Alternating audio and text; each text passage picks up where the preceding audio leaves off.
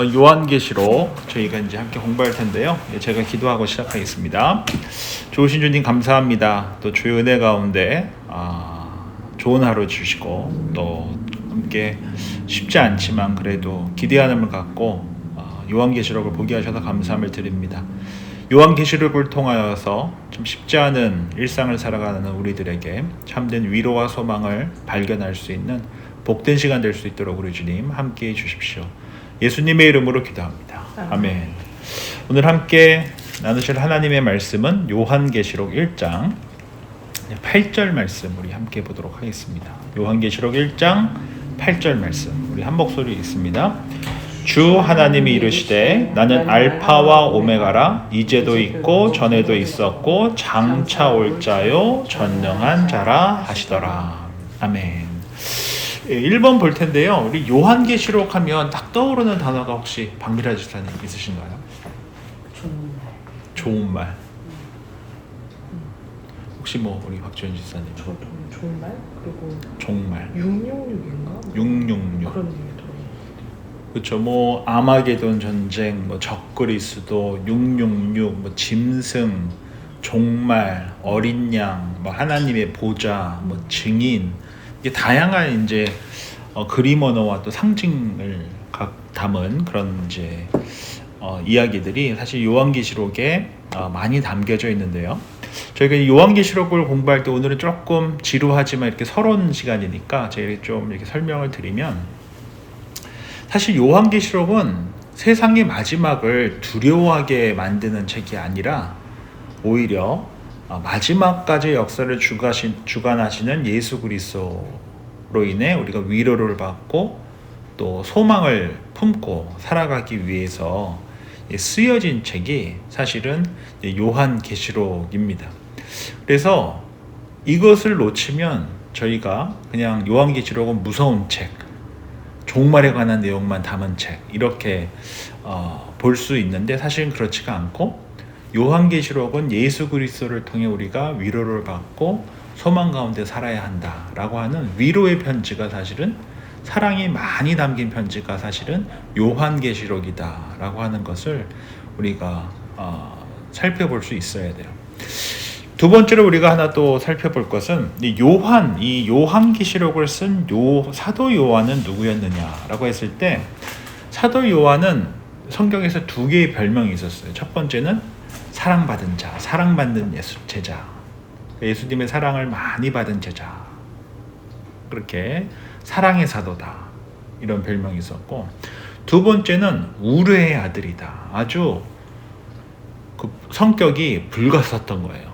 그래서 우르의 아들이다. 아주 화를 잘 냈었던 인물이 또 요한이었다라고 볼 수 있는데, 도마 같은 경우는 굉장히 의심이 많고 예수님을 지적으로 이해하고 동의하기 위해서 굉장히 애를 썼었던 인물이라고 한다면은 정반대로 굉장히 감정적이고 감성적이고 또 이렇게 약 다혈질적이고 베드로만큼이나 그랬던 인물이 바로 요한 사도였다라고 하는 것을 우리가 볼 수 있고요. 또 예수님께서 십자가에 달려 돌아가실 때 여인들과 함께 있었던 유일한 제자가 누구였죠? 요한이었거든요.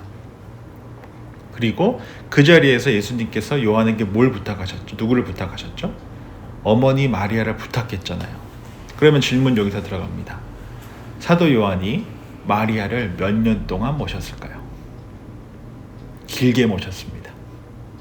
대충 찍어 보십시오.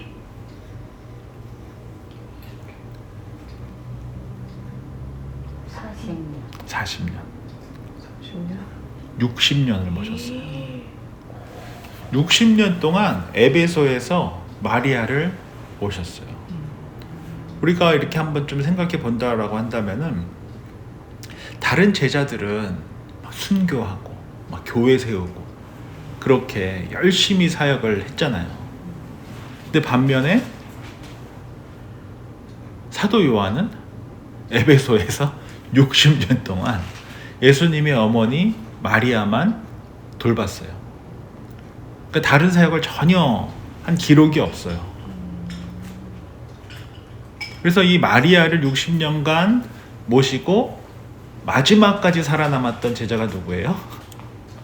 사도 요한이에요. 그리고 그가 쓴 서신서가 바로 요한계시록이라고 한다는 것이 참 재밌는 이야기가 될 수 있고요. 사실은 또 우리가 여기서 하나 더 기억해야 할 것은 베드로가 예수님을 3번 부인하자 예수님께서 괴로워하고 있었던 베드로에게 다시 찾아오셔서 3번 물으셨죠. 내가 나를 사랑하느냐? 그럼 내 양을 먹여라. 이 3번 묻고 나서 주님, 내가 당신을 사랑하는 거 당신이 너무 잘 알지 않습니까? 라고 하면서 아마도 눈물을 흘리면서 주님께 고백을 하고 난 이후 예수님께서 베드로에게 앞으로 너가 어떻게 살 건지 이야기해 주면서 그동안은 네가 하고 싶은 대로 살았지만 이제 앞으로 너는 그 사명자로서 살아가게 될 것이다 라고 하면서 그의 마지막 죽음, 그 십자가에 거꾸로 달려 죽게 될 것까지도 예고해 주셨단 말이에요. 그리고 나서 베드로가 예수님께 뭐라고 묻냐면 요한은 어떻게 됩니까? 이렇게 묻게 돼요. 우리 한번 요한복음 마지막을 한번 찾아볼까요? 요한복음 21장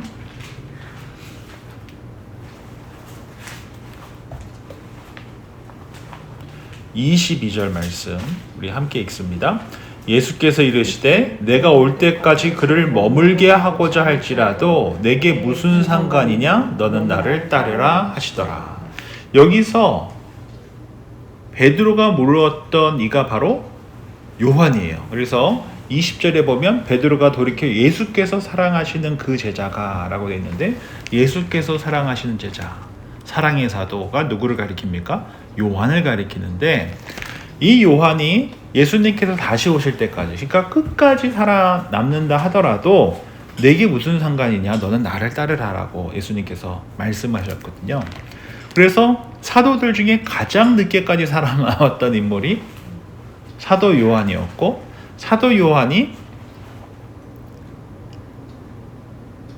60년간 예수님의 어머니 마리아를 모셨다라고 하는 것을 우리가 보게 되는데, 그래서 이제 예수님과 동년배라고 우리가 쳤을 때 사도 요한이 60년을 모셨다고 한다면은 최소 요한 계시록을 썼던 나이가 80대에서 90대였을 거라는 거예요.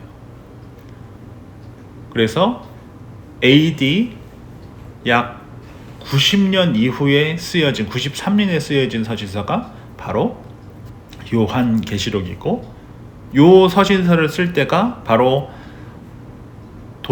도미티안 황제라고 하는 죽은 네로가 살아났다라고 하는 별명을 가졌었던 네로의 귀신이다, 네로의 유령이다 라는 별명이 있을 만큼 기독교인들을 아주 강하게 탄압했었던 그 황제, 나를 이제 황제라 부르지 말고 하나님이라 불러라 라고 하며 유일신 사상을 갖고 살아가는 기독교인들을, 또 유대인들을 강하게 탄압했었던 그 황제가 예수님의 마지막 사도 요한을 밤모섬에 유배를 시키고, 이렇게 그리스도인들에게 얘기한 것과 마찬가지죠. 봐라, 예수님의 마지막 사도도 별 볼 일 없다 라고 하면서 60년간 예수님의 어머니 마리아를 모시고 난 이후에 밤모섬에 유배를 가서 쓴 서신서가 뭐예요? 요한 계시록이에요.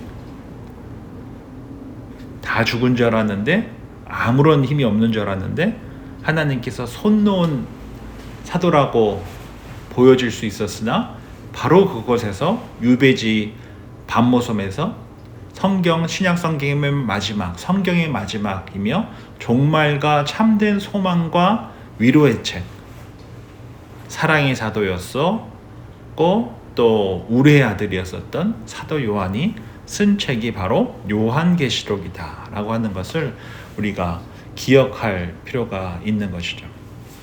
또 세 번째로 우리가 이 요한계시록을 공부할 때 꼭 기억하셔야 될 것은, 요한계시록은 묵시문학이라고 하는 것을 우리가 좀 기억할 필요가 있어요. 이 묵시문학의 특징이 뭐냐면 그림 언어로 되어 있고 또 구약을 배경에서 쓰여 있기 때문에 구약을 모르고 또 이게 상징들을 이해하지 못한다고 한다면은 아무리 성경을 봐도 무슨 소리 하는지 알 수 없는 책이 바로 묵시문학이에요. 다니엘이라든지 요한계시록과 같은 책이 바로 묵시문학인데, 이 묵시문학은 볼 수 있는 사람만 볼 수 있는 거예요. 핍박하는 자는 볼 수가 없는 책이에요. 왜냐하면 핍박하는 자들이 알아듣지 못하도록 쓴 책이 바로 이 묵시문학의 가장 큰 특징이거든요. 그래서 이 묵시문학을 낀 요한계시록을 그냥 읽으면 이게 뭔 소린가 할 수밖에 없도록 만든 쓸 책이에요. 쓸 때부터 믿음을 갖고 살아가는 사람들에게만 알 수 있도록 비밀리에 숨겨지도록 비밀로 쓰여진 서신서가 바로 요한계시록이다 라고 하는 것을 기억할 필요가 있습니다. 하나 더 이제 우리가 살펴볼 것은 이 요한계시록을 해석하는 방법이 한 3-4가지가 있는데, 우리가 여기서 좀 주목해야 할 것이 있는데요. 요한계시록을 읽을 때 그냥 1세기의 초대교회에 쓴 서신서다 라고만 볼 수가 있어요. 즉 소아시아 지역에 쓰여진 7개 소아시아 7교회에 쓴 편지다 라고 하면서 그 1세기 핍박받는 교회를 위해서만 쓰여진 서신서다, 이 7교회를 위로하기 위해서 쓴 서신서다 라고만 보는 거예요. 그러면 이 서신서를 통하여서 종말에 대해서 언급하고 있는 내용은 그냥 1세기에만 묶어두는 거죠. 또 하나 다른 방법이 있다면 1세기 그냥 어떤 역사성에 대해서는 전혀 생각하지 않고 이 메시지는 앞으로 일어날 일에 대한 예고로서, 종말에 대한 예고로서만 쓰여진 것이다, 미래를 위해서 쓰여진 책이다 라고 해서 바코드, 666, 짐승의 표, 이런 것들을 오늘을 살아가는 많은 그 사건과 바로 1대1로 결부를 시켜버리는 거예요. 예를 들면 EU 통합됐을 때 이건 666의 사인이다. 이제 앞으로 바코드를 사용할 텐데 이것은 성경에서 나오고 있는 이 종말의 신호다. 9.11 테러 이후에 이제 종말의 때가 와서 기독교와 이슬람이 전쟁을 일으키게 될 것이고 이것이 바로 아마게돈 전쟁이다. 이렇게 모든 사건을 재림의 징조로 보고 재림의 징조를 너무 집중한 나머지 오늘을 살아가는 그리스도인의 삶에 대해서 다 간과해버리고 성경의 역사성에 대해서도 다 간과해버리고 그냥 무조건 다 이거는 종말의 징조다 라고만 해석하는 그러한 태도가 있다라고 하는 것을 우리가 조금 조심해야 하고요. 마지막으로 우리가 하나 더 조금 조심해야 될 것은 이 세대주의적 요한계시록 해석이라는 것이 있는데 이 성경을 그냥 시대별로만 나누는 거예요. 시대별로. 그리고 요한계시록 4장 이후에 이것도 다 시대별로 그냥 나눠서 이렇게 해석하는 어떤 신학의 흐름을, 이게 사실 굉장히 오래된 그런 신학의 해석 방법 중에 하나인데 이 세대주의라고 하는데요. 예를 들면 이제 교회 시대다, 휴거가 올 거다, 7년 대환란이 올 거다, 적그리스도가 올 거다, 아마게돈 전쟁이 있을 거다, 재림이 있다, 천년왕국 이후 새하늘과 새 땅이 될 거다라고 하면서 이미 다 짜놓은 세대를 따라서 성경을 다 해석하는 방법이에요. 이렇게 세대주의적으로 성경을 해석하게 된다고 한다면은 종말론적인, 즉 종말 의식에 대해서 강한 의식을 갖고 살아가기 때문에 굉장히 좋은 역할도 있지만 너무 지나치게 유일한 성경 해석이라고 하게 되면 휴거라는 말은 사실은 성경에 기록되어 있지 않거든요. 그리고 계시록의 대부분을 현재의 어떤 국제 정세나 특정 인물과 직접 연결하는, 그래서 나폴레옹, 히틀러, 스탈린, 고르바초프, 유럽연합, 바코드, 백신, 666, 적그리스도와 직접 연결시켜버려서 해석하는 우를 범하게 되고 또 공포를 조장하게 되는 그러한 어려움들을 만들어내게 되는데, 그 대표적인 사건이 우리 기억하실 텐데 1992년인가요? 3년 10월 28일 날 다미 선교회라고 해서 혹시 기억하시나요? 기억 못하세요? 그때 휴거된다고 군인들이 손잡고 잤대요. 같이 휴거된다고. 그래서 굉장히 많은 사람들이 TV에도 막 나오고 그랬었잖아요. 잘 다니던 직장도 때려치고 휴거날 다 10월 28일 날 휴거 준비한다고 했었던 큰 사건. 그리고 그때 다 자기의 삶을 포기한 많은 분들이 다 어디에다 헌금했죠? 다미 선교대에 다 헌금하고, 아무도 휴거가 안 되니까 날짜가 바뀌었다 했었던 이 기본적인 성경 해석 방법이 바로 이 세대주의적 해석 방법이었던 거예요. 공포를 조장하고 휴거를 강조하고 유일한 성경 방법으로 이야기하여서 사람들을 공포 속에서 살아가게, 그래서 오늘을 살아가지 못하게 하는 그러한 신학 해석 방법 중에 하나가 이 세대주의가 있어요. 그래서 우리가 성경을 볼 때 가장 중요한 것이 뭐냐면, 성경 말씀을 그 당시 1세기 기독교 초대교회의 상황 속에서 성경을 해석을 하고, 그 해석된 중요한 내용을 갖고 오늘을 살아가는 상황 속에서 성경을 다시 해석을 해서 1세기에 말씀하셨던 그 말씀이 오늘을 살아가는 우리들에게 어떠한 의미가 있는가. 즉 성경은 at that time과 at this time을 함께 볼 수 있는 눈을 가져야 돼요. 그러니까 성경의 역사성과 현재성, 이 두 가지를 다 같이 봐야 하는데, 두 눈을 갖고 성경을 봐야 되거든요. 한쪽 눈으로는 성경이 그 당시에 어떤 의미를 갖고 쓰여졌는지, 또 다른 한 눈으로는 이 말씀이 오늘을 살아가는 나에게 무엇을 말씀하고자 하시는지, 이 두 눈을 갖고 이렇게 두 가지를 같이 봐야 되는데 한 눈을 감아버린 거예요. 그렇게 됐을 때 이러한 우를 범할 수 있다라는 것이고, 성경은 성경 그대로 봐야 돼요. 성경은 구약을 배경으로 신약을 보고 신약의 눈으로 구약을 바라봐야 돼요. 그런데 어떤 신학사조의 흐름에 딱 맞춰서 껴맞추기 식으로 성경을 해석하다 보면은 이렇게 다미 선교회 같은 또는 이단에 빠질 위험이 너무나 많다는 것이죠. 그 대표적인 예가 뭐냐면, 구약 성경에서 3이라는 숫자가 되게 중요합니다. 왜냐하면 특별히 이게 성경에서 성삼위일체 3이라는 단어가 굉장히 많이, 그래서 3은 어떻게 보면 하나님이라고 볼 수도 있는 거예요. 4라고 하는 것은 동서남북이에요. 하나님께서 온 인류를, 온 우주 만물을 통치하신다라는 의미예요. 그래서 3 더하기 4가 뭐죠? 7이죠. 그래서 완전수가 뭐라고 해요? 7이라고 하잖아요. 요한계시록이 몇 개의 교회에게 쓰여진 서신서입니까? 소아시아 7교회에 쓰여진 교회잖아요. 그러니까 이 7교회는 첫 번째로는 소아시아에 있는 7교회에 쓰여진 편지예요. 동시에 이 7이라는 수는 뭘 의미한다고요? 완전이라는 의미를 갖고 있기 때문에 예수 그리스도의 보혈로 세워진 모든 교회를 의미하는 것이에요. 그러니까 이렇게 해석을 할 수 있어야 되는 거예요. 하나님께서 온 열방을 다스리는 교회가 7이라고 하는 숫자에 담겨 있잖아요. 이렇게 해석할 수가 있어야 되는 거거든요. 성경에서 7이라고 하는 숫자에서 마이너스 1을 하면 몇이 되죠? 6이 되죠. 근데 성경에서 6은 어떤 의미를 갖고 있습니까? 좋지 않은 죄 또는 거짓 선지자, 뭐 이러한 의미를 갖고 있어서 666이라고 하는 단어가 나오잖아요.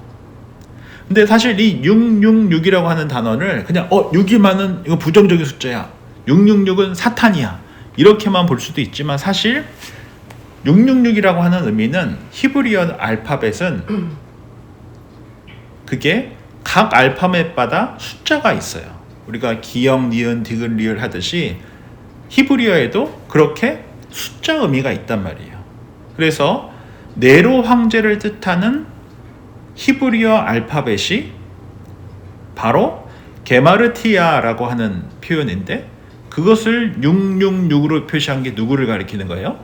네로를 가리키는 거였어요. 그러니까 그 당시에 이 히브리식 사고를 갖고 살아가는 사람들이 네로를 표현하는 방식이 666이었다라고 하는 것을 알아야 하는 것이죠. 세상의 통치자라고 여기는. 또 요한계시록에 14만 4천이라고 하는 단어가 있죠. 그래서 신천지가 어떻게 오늘을 살아가는 많은 한국 그리스도인들을 혼란스럽게 했습니까? 너네 빨리 14만 4천 안에 못 들면 너네 구원 못 받아. 이렇게 했잖아요. 뭐를 잃어버렸기 때문에 이러한 함정에 빠지는 거예요? 성경의 역사성에 대해서 이게 14만 4천이라는 단어가 무엇을 의미하는지를 전혀 몰랐던 거예요. 여기 보면은 이제 앞으로 보게 되겠지만 12라고 하는 첫 번째는 12지파를 뜻하고 두 번째 나오는 10이라고 하는 단어는 예수님의 12제자 또는 사도를 뜻해요. 그래서 신구약의 모든 하나님의 사람들을 뭐라고 표현하냐면 영적 지도자를 뭐라고 표현하냐면 12 더하기 12, 24장로라고 불러요. 그러니까 신구약 하나님, 신구약에 나오는 모든 하나님의 백성들, 리더들을 뜻하는 게 24장로예요. 근데 이 24장로를 그냥 숫자로만 오늘을 보면은 나는 좀 이 장로가 되기 위해서는 24명 안에 들어야 되는구나. 이렇게 생각할 수 있다는 것이죠. 12 곱하기 12 하면은 몇이 되죠? 144가 돼요. 144. 144라고 하는 것은 이제 구약의 12사도 지파와 12사도를 곱한 숫자예요. 거기에 성경에서 1000이라고 하는 숫자를 곱하면 많다, 수많은 무리를 뜻해요. 그래서 14만 4천이 되잖아요. 144 곱하기 1000 하면 즉 신구약 모든 하나님의 백성을 뜻하는 숫자가 뭐예요? 14만 4천이에요. 근데 이러한 성경적인 해석을 전혀 무시하고 그냥 14만 4천을 문자 그대로 보고 오늘을 살아가는 우리들에게 바로 적용해버리면 신천지처럼 구원받기 위해서는 몇 등 안에 들어야 되는 거예요? 14만 4천 안에 들어야 되는 거예요. 이런 식으로 잘못된 가르침으로 인해 잘못된 성경 해석 오류로 인해 얼마나 많은 사람들이 고통 가운데 있느냐를 보게 하는 이 서신서가 뭐라고요? 요한계시록이다. 그래서 저희는 이제 요한계시록을 함께 살펴보면서 1세기 그리스도인들이 당시 로마의 압제 속에서 엄청난 핍박과 고통 가운데 살아가면서도 수많은 사람들이 믿음을 포기하고 하나님께 돌아섰으나 하나님께서는 사도 요한을 통하여서 참된 소망과 위로는 예수 그리스도에게만 있다 라고 하는, 비록 사는 것이 힘들지만 다시 오실 예수님을 바라보며 오늘을 살아야 한다 라고 하며 위로와 소망의 메시지를 주는 서신서가 뭐다? 요한계시록이다 라고 하는 것을 우리가 좀 세세하게 좀 살펴봤으면 좋겠습니다. 두 번째로 이제 요한계시록의 기록 연대와 주제에서 볼 텐데 1번 보시면 요한계시록의 기록 연대가 95년도에서 96년도예요. 그럼 아까 전에 우리 요한 사도가 몇 년 동안 예수님의 어머니 마리아를 돌봤었다고 했었죠? 60년이라고 했었죠. 그러니까 약 요한이 한 30살쯤 이때 시작을 해서 그냥 평생을 죽기 전까지 예수님의 어머니 마리아를 돌봤었던 것이고, 마지막 죽기 전에 반모섬에 가서 쓴 서신서가 바로 요한계시록이었다라고 하는 것이죠. 그 당시 부활한 네로라고 불릴 정도로 아주 악했었던 로마의 황제 도미티아누스는 그리스도인들, 특별히 소아시아에 그리스도인들이 많이 살았는데 그들이 황제 숭배를 거부하자 아주 강하게 박해를 했었다고 해요. 그래서 그들이 정말 사회에서 매장되도록, 경제적으로 불이익을 당하도록, 그래서 감옥이나 또는 죽음까지 각오해야 할 정도로 굉장히 강하게 핍박을 했었다고 합니다. 그러한 그들에게 예수 그리스도 안에서 다시 오실 예수님을 바라보며 위로를 받고 소망 가운데 살라고 쓴 서신서가 요한계시록이었다라고 하는 것을 우리가 기억해야 할 것이고요. 두 번째로 요한계시록의 주제라고 한다면 당연히 뭘까요? 바로 예수 그리스도 안에서 위로받고 예수 그리스도 안에서 소망을 갖고 살아야 한다. 황제 숭배 대신 물질주의와 성공주의 세속적 가치관이 끊임없이 우리로 하여금 예수님보다 더 중요하고 예수님보다 더 사랑해야 한다라고 요구하지만 요한계시록을 읽으면서 역사와 우주 만물의 참된 주인은 로마 황제가 아니라 예수 그리스도십니다 라고 하는 것을 이야기해주는 바로 서신서가 요한계시록이다 라고 하는 것이죠. 이것이 바로 요한계시록의 아주 중요한 주제라는 것입니다. 이제 세 번째로 요한계시록의 이제 서 형식에 대해서 우리 함께 살펴볼 텐데요. 우리 1절 말씀을 우리 박 집사님께서 좀 한번 읽어주시면 감사하겠습니다. 예수 그리스도의 계시라. 이는 하나님이 그에게 주사 반드시 속히 일어날 일들을 그 종들에게 보이시려고 그의 천사를 그 종 요한에게 보내어 알게 하신 것이라. 1절에 보면 예수 그리스도의 뭐라고 되어 있습니까? 계시다라고 되어 있는데 이 계시의 공표를 한번 쳐보시면 이 계시라는 게 이제 한자로 10개, 오픈이죠. 보일 시, 사이트, 보다 씨예요. 그러니까 열어서 보여주는 것이 계시죠. 그래서 감추어져 있는 것이 목적이 아니라 드러내는 것이 목적이라는 것이죠. 그래서 이 요한계시록에 쓰여 있는 이 계시로 번역된 헬라어가 아포칼립스인데 이는 감추어졌던 것을 벗겨 드러내다라는 것이에요. 즉 하나님께서 감추고 계셨던 것을 드러나게 해주신 것이 바로 요한계시록이라고 하는 것이에요. 그래서 우리가 성경을 이해할 때 우리가 찾아가서 막 연구를 해서 아는 것이 아니라 하나님께서 열어서 보여주신 거예요.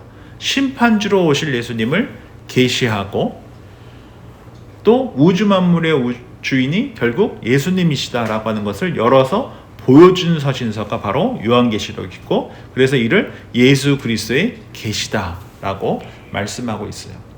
요한계시록에 또 다른 별명이 있다라고 한다면은 바로 제5의 복음서다라고 하는 별명도 있어요. 왜냐하면 우리가 4복음서가 있잖아요. 마태, 마가, 누가. 이것을 공감복음이라고 하거든요. 그걸 Synoptic Gospel이라고 부르는데 이 신이라는 것이 same이잖아요. 같은 시선에서 요 마태, 마가, 누가가 쓰여져 있어요. 많이 겹치는 분들이 굉장히 많거든요. 그래서 이걸 공감복음 Synoptic Gospel이라고 불러요. 반면에 John's Gospel은 요한복음은 조금 다르잖아요. 요한의 시선에서 쓰여졌거든요. 그래서 John Line Letters라고 하는 요한복음, 요한 1, 2, 3서, 요한계시록은 모두 다 누가 쓴 서신서입니까? 사도 요한이 쓴 서신서이기 때문에 비슷한 느낌을 갖고 있어요. 그래서 성경 공부를 이제 앞으로 계속 하겠지만 존 라인 레터스라고 하는 요한복음, 요한 1, 2, 3서, 요한계시록을 함께 보는 것은 굉장히 중요한 성경 공부 방법 중에 하나일 수 있겠죠. 그래서 사복음서를 통하여서는 구원자 예수님에 대해서 소개했다면 요한계시록을 통하여서는 누구를 소개했겠습니까? 심판주로 오실 예수 그리스도에 대해서 소개하고 있는 성경이 뭐예요? 요한계시록이다 라고 하는 것을 우리가 볼 수 있어야 한다라는 것이죠. 두 번째로 1장 3절을 우리 미라 집사님께서 읽어주시면 감사하겠습니다. 이 예언의 말씀을 읽는 자와 듣는 자가 그 가운데에서 기록한 것을 지키는 자는 복이 있나니 때가 가까우니이다. 예, 3번에 보면 요한계시록이 뭐다라고 표현되어 있습니까? 이 예언의 말씀.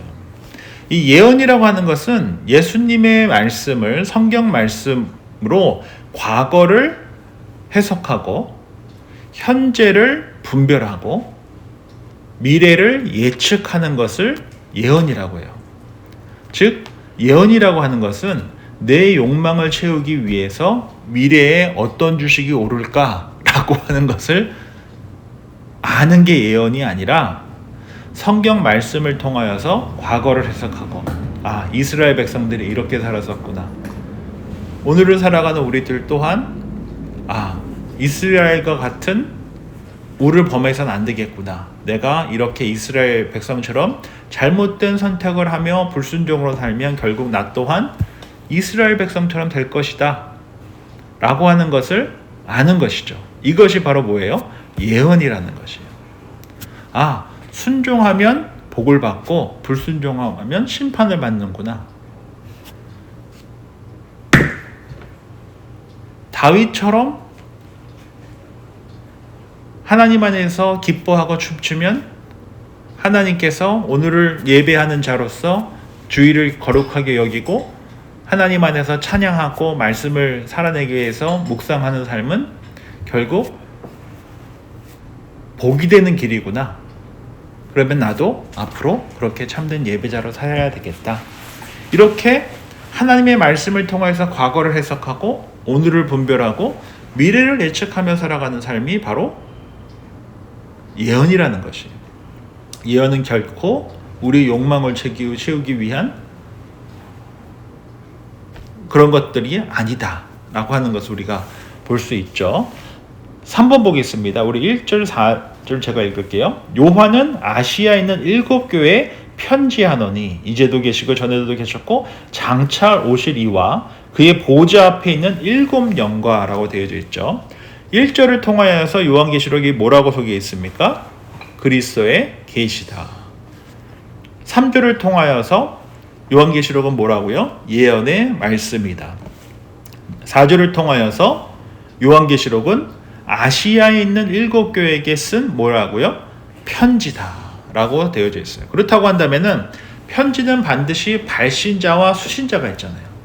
발신자는 누굴까요? 예수님이신 것이고 수신자는 누굴까요? 소아시아에 있는 7교회다. 근데 이 7교회는 1차적으로는 소아시아에 있었던 7개 교회를 뜻하고 7이라고 하는 숫자가 무슨 의미라고 했죠? 완전수라고 했잖아요. 예수 그리스도 안에서 주께서 머리 되시는 모든 교회를 뜻한다 라고 우리가 해석할 수 있는 것이죠. 그래서 정리해보면 요한계시록은 첫 번째 계시의 말씀이다. 두 번째 예언의 말씀이다.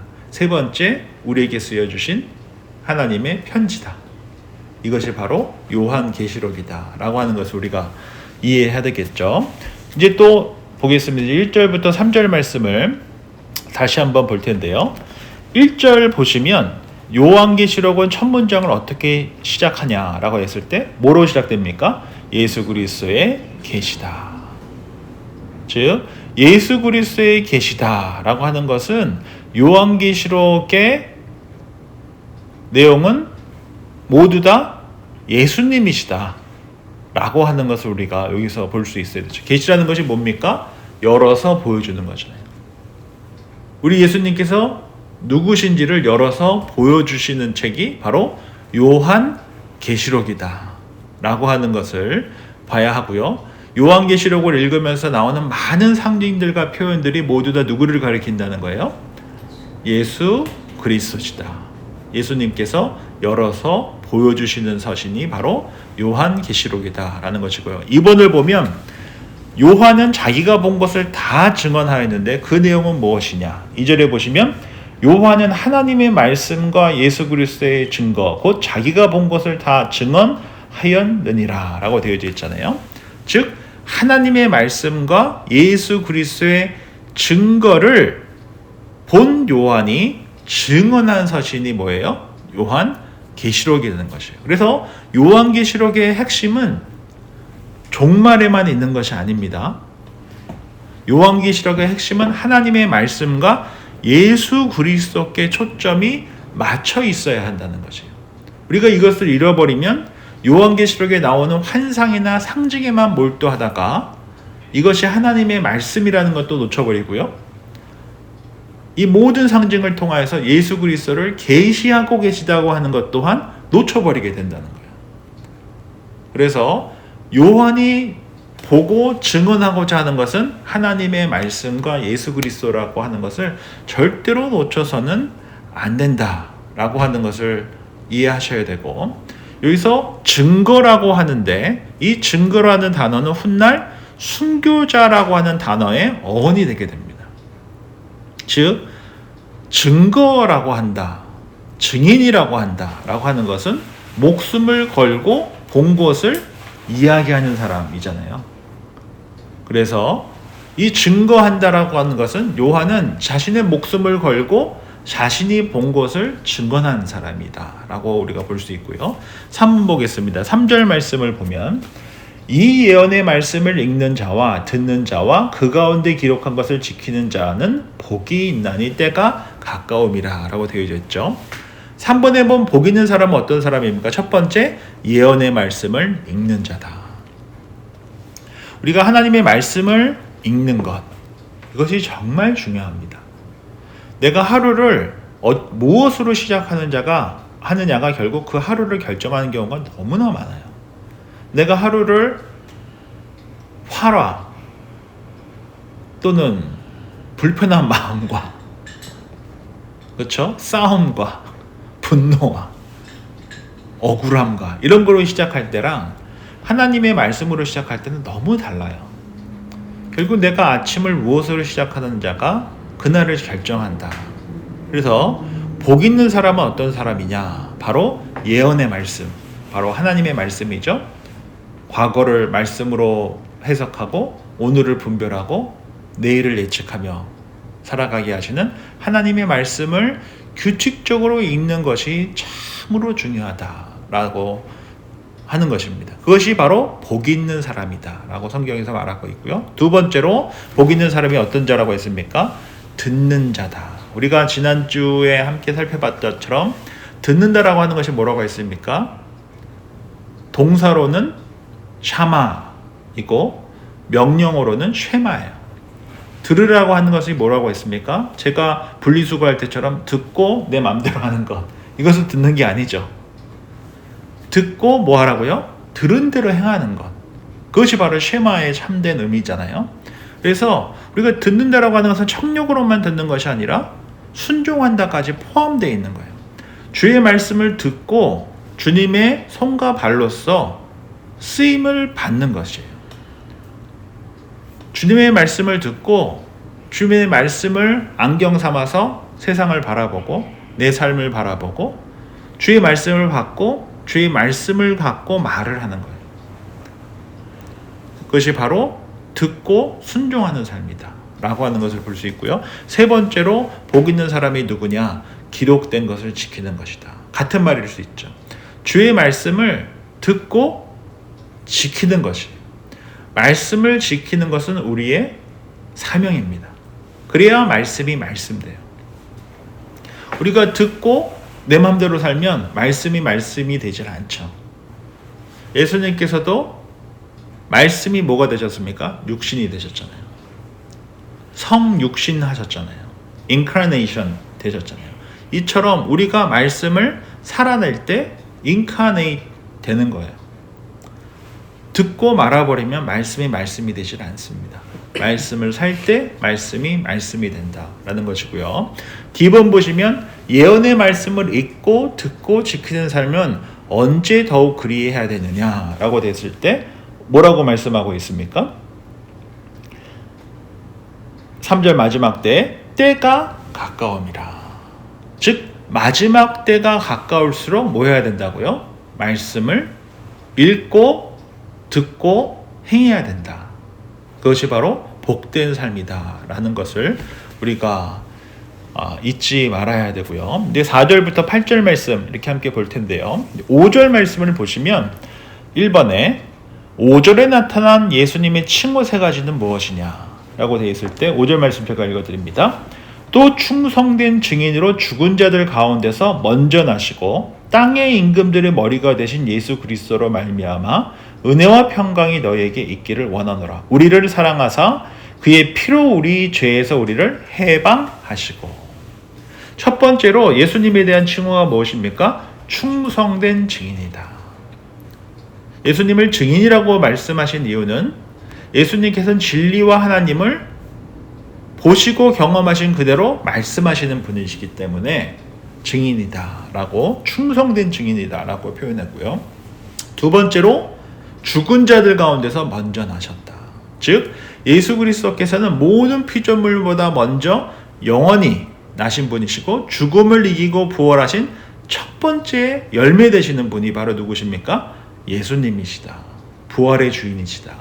첫 부활 되시는 분이시다 라는 것이고요. 10번 보면 땅의 임금들의 머리가 되신 분이시다 라고 되어져 있는데요. 즉 예수님보다 위에 있는 존재는 아무도 없다는 것이에요. 즉 예수님의 다스림 밖에 있는 자는 아무도 없다는 거예요. 당시 로마의 황제까지도 누구 밑에 있다는 것입니까?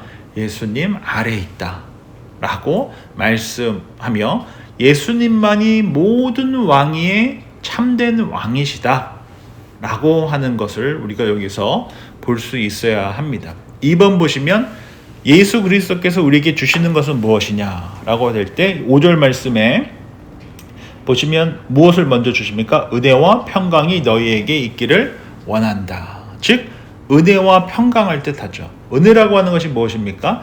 자격 없는 사람에게 하나님께서 조건 없이 부어주시는 사랑을 은혜라고 하잖아요. 내가 받을 만한 자격이 있기 때문이 아니라 아무런 받을 자격이 없는 나에게 하나님께서 아무런 조건 없이 부어주신 사랑을 은혜라고 하죠. 평강이라고 하는 것이 무엇입니까? 평강이라고 하는 것은 하나님과 함께하기 때문에 우리에게 임하는 피스예요. 그래서 헬라어로 은혜를 카리스라고 하고 히브리어로 평강을 뭐라고 하냐면 샬롬이라고 해요. 그래서 은혜와 평강이라고 하는 표현은 사도 바울이 사실은 모든 서신서에서 문안 인사할 때 쓰던 표현이거든요. 그래서 카리스와 샬롬이에요. 즉 그 당시에 그리스 말을 쓰고 있던 사람들과 히브리 말을 쓰고 있던 모든 사람에게 안부를 전하는 인사가 바로 은혜와 평강이 너희에게 있을지어다 이거든요. 그래서 이 은혜와 평강이 우리에게 주어진다. 바로 예수 그리스도를 통해서만 우리가 은혜와 평강을 누리며 살아간다 라고 이야기하고 있고요. 세 번째로 우리가 믿는 하나님은 어떤 분이냐. 8절에 보면은 뭐라고 기록되어 있습니까? 주 하나님이 이르시되 나는 알파와 오메가라 라고 되어 있잖아요. 하나님께서 어떤 분이시라고 첫 번째로 알파와 오메가다. 이 알파와 오메가가 뭐죠? 헬라어의 첫 알파벳과 마지막 알파벳이에요. 즉 처음과 나중이시다. 또는 완전 무결하신 분이시다 라고 하는 것을 표현하고 있고요. 기본에 보면 또 뭐라고 되어 있습니까?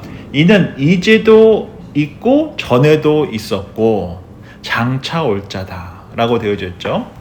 모든 피조물이 존재하기 전에 계셨던 분이 바로 예수님이시고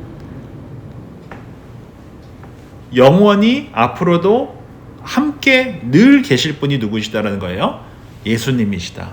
즉 예수님께서는 영원하신 분이시고 예수님께서는 창조주 되시는 분이시다 라고 하는 것을 이렇게 표현한 것이고요. C번 보시면 마지막으로 뭐라고 되어 있습니까? 전능한 자다. 전능하다라고 하는 것은 무엇이죠? 모든 것을 다 하실 수 있는 분이시라는 것이에요. 당시 로마 제국에서 로마 황제는 모든 것을 다 할 수 있다라고 믿었겠지만 그래서 자신의 힘으로 교회를 누르고 흔적도 없이 사라지게 하려고 했지만 그랬습니까? 그렇지 않았죠. 왜요? 하나님께서 예수님만이 전능하시기 때문에 전능하신 하나님께서 지켜주신다는 것이죠. 즉 하나님은 처음과 나중 되시고 영원하시며 또 전능하신 분이시다라고 하는 것을 지금 요한계시록 1장 1절부터 8절을 통해 말씀하고 있는 것입니다. 오늘 함께 요한계시록 1장 1절부터 8절을 통해서 요한계시록의 어떤 서론과 또 첫 번째 내용을 우리가 함께 살펴보면서 무엇보다 중요한 것은 요한계시록은 예수 그리스도 안에서 예수님이 구원자시며 또 심판의 주로 다시 오실 것이고 그러하기에 오늘을 우리가 참된 위로와 소망 가운데 살아가게 하시는 분이 그 누구도 아니고 바로 예수님이시다라고 하는 위로의 메시지가 바로 이 요한계시록이다라고 하는 것을 우리가 함께 살펴보면서 쉽지 않은 그러한 요한계시록이지만 우리가 함께 좀 읽어가면서 이 요한계시록이 아니면 우리의 궁극적인 소망이 누군지 구체적으로 고백하게 하는 서신서가 없어요. 그렇지 않습니까? 요한계시록을 보기 때문에 우리의 궁극적인 소망이 어딥니까? 하나님 나라잖아요. 하나님의 나라에 대해서 소망을 갖고 대망하며 살아가게 하는 서신서가 바로 요한계시록이라고 하는 사실 잊지 말고 요한계시록을 통하여서 우리가 다시 한번 참된 소망, 우리 그리스도인들이 붙들고 살아야 할 정말 궁극적인 소망이 무엇인지 천국, 하나님의 나라라고 하는 것을 좀 더 구체적으로 또 고백하고 또 살아낼 수 있는 저와 여러분들이 되었으면 좋겠습니다.